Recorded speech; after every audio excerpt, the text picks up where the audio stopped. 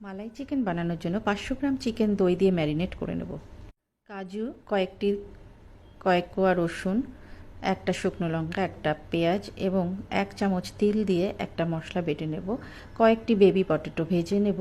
তেলের মধ্যে শুকনো লঙ্কা, তেজপাতা, গরম মশলা ফোড়ন দিয়ে একটা পেঁয়াজ কুচি করে সেই পেঁয়াজটাকে ভেজে নিয়ে এবার 1 চামচ আদা রসুনের পেস্ট দিয়ে পেঁয়াজের সঙ্গে মিশিয়ে সেটাও ভেজে নেব।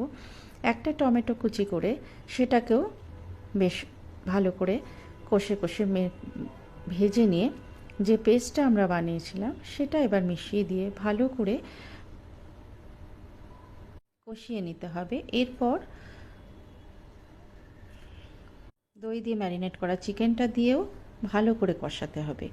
1 চামচ ঘি দেবো। ঘি দিলে রান্নার গন্ধ এবং স্বাদ দুটোই এনহ্যান্স হয়।